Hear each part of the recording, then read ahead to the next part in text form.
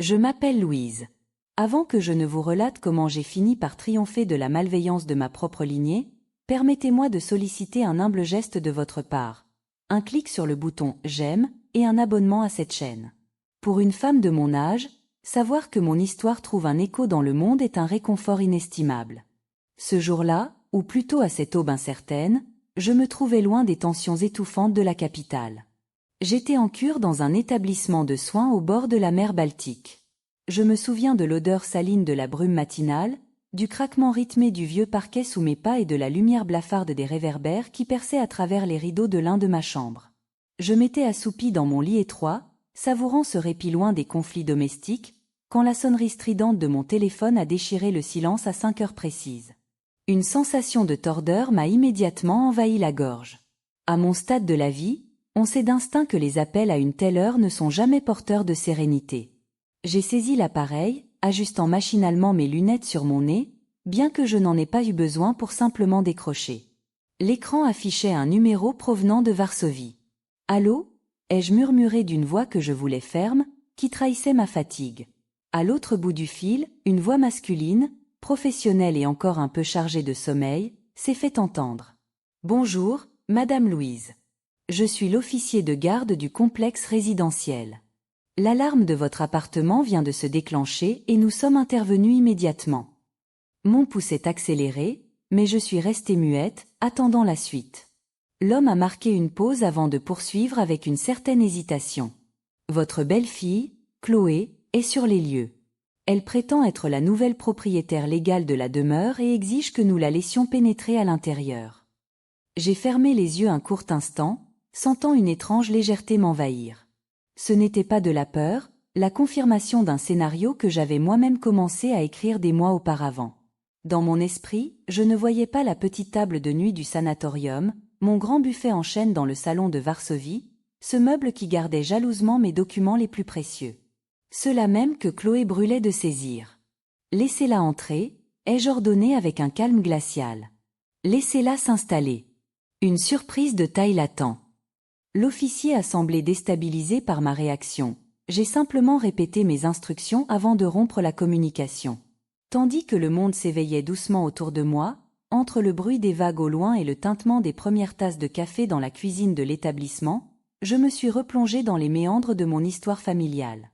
Mon fils, Marc, avait été un enfant d'une douceur exemplaire, un petit garçon rêveur et peut-être un peu trop influençable pour les réalités brutales de ce monde. Il avait toujours nourri l'ambition de réussir socialement, un désir qu'il exprimait à chaque fois qu'il franchissait notre seuil. Lorsqu'il m'avait présenté Chloé, quelques années plus tôt, j'avais immédiatement perçu sous ses cheveux parfaitement lissés et son sourire de façade une détermination qui me donnait froid dans le dos. Chloé s'était installée dans ma vie avec une assurance de conquérante. Elle entrait dans mon appartement comme si elle en avait déjà hérité les murs, critiquant ma décoration, mes nappes anciennes et même ma façon de préparer le bouillon pour le déjeuner dominical. « Maman, ce buffet est d'un autre âge, il faudrait s'en débarrasser pour laisser entrer la lumière », répétait-elle inlassablement, tandis que Marc restait en retrait, affichant un mélange de gêne et de soumission. Petit à petit, Chloé a commencé à évoquer mon avenir de façon inquiétante. Elle parlait de structures de soins pour seniors, de la complexité de gérer un grand appartement à mon âge, et de l'évidence que tout ce patrimoine reviendrait un jour à Marc. J'ai compris l'ampleur de son plan le jour où j'ai surpris une conversation dans la cuisine alors qu'elle me croyait endormie. « Ton fils a besoin d'un capital solide pour ses études futures », disait-elle à Marc. « Ta mère ne se rend pas compte qu'elle bloque notre ascension sociale en s'accrochant à ces vieux murs. » C'est ce jour-là, alors que je ramassais les restes d'un repas que j'avais préparé avec tant d'amour, que j'ai pris la décision de ne plus être une simple spectatrice de ma propre éviction. J'ai réalisé que pour protéger mon héritage et la mémoire de mon époux, Stanislas, je devais agir avec la même discrétion que mes adversaires. Je me suis rendue chez Maître Vallon, un notaire dont la sagesse et l'intégrité étaient connues de tous. Je lui ai exposé ma situation, mon désir de rester maîtresse de ma demeure jusqu'à mon dernier souffle, et mon refus de voir Chloé transformer mon foyer en un simple actif financier. Ensemble, nous avons élaboré un plan juridique d'une solidité implacable. J'ai décidé de léguer la nue propriété de mon appartement à Sophie, ma voisine et amie de toujours, une femme qui m'avait soutenue durant les nuits de maladie et qui ne voyait pas en moi un carnet de chèques. Sophie avait d'abord refusé, effrayée par l'ampleur d'un tel présent. Mais je l'ai convaincue en lui expliquant que ce n'était pas un cadeau, une mission de confiance. Elle devait être le rempart entre ma demeure et l'avidité de Chloé. Le contrat était clair. Sophie devenait la propriétaire légale à terme, je conservais l'usufruit total et souverain de mon vivant. De plus, nous avions inséré des clauses de protection interdisant toute hypothèque ou mise en vente sans mon consentement explicite. Pour Chloé, j'avais préparé une toute autre forme d'héritage. Une boîte en bois rangée au fond du buffet, contenant les souvenirs d'enfance de Marc, ses premiers dessins et les lettres qu'il m'écrivait lorsqu'il était en colonie de vacances. C'était là sa véritable fortune, je savais qu'elle n'en verrait pas la valeur.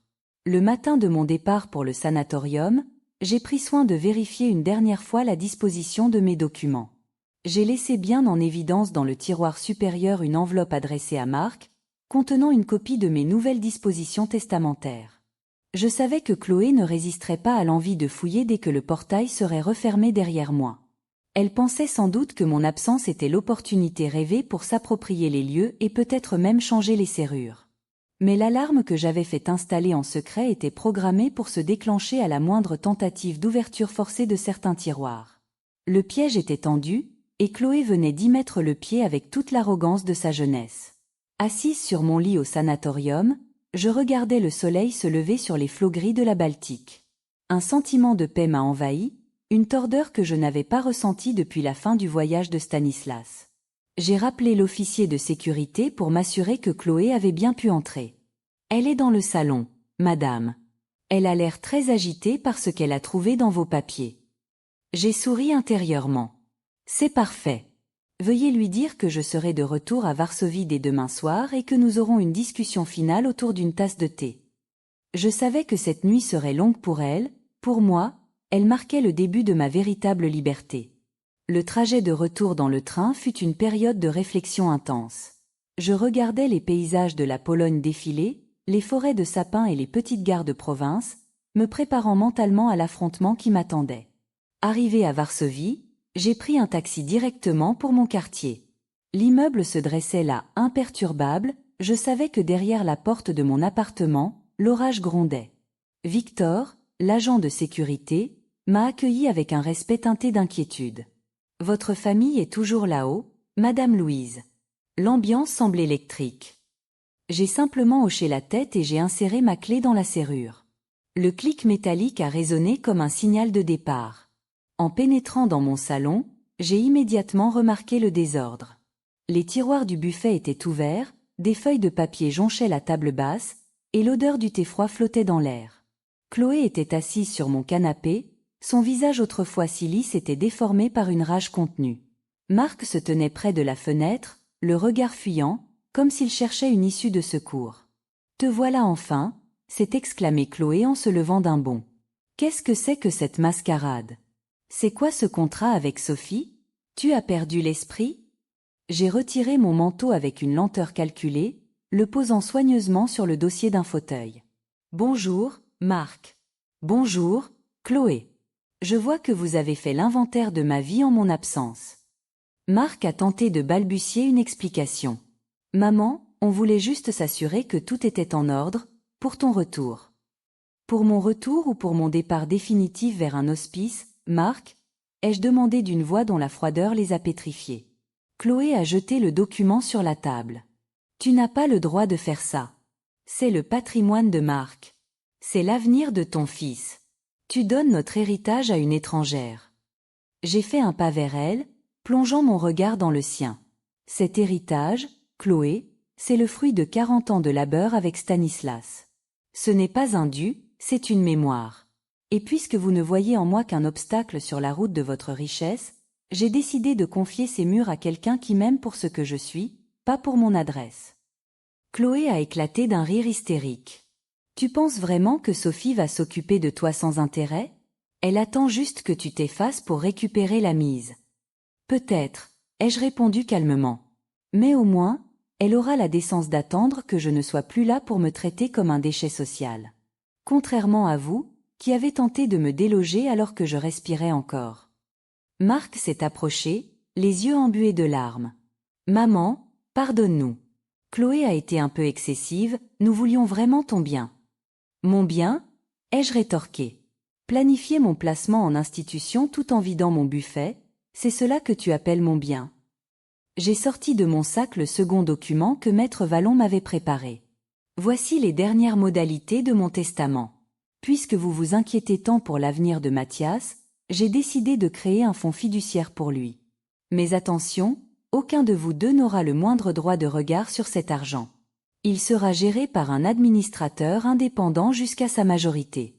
Quant à cet appartement, Sophie a déjà signé les documents définitifs.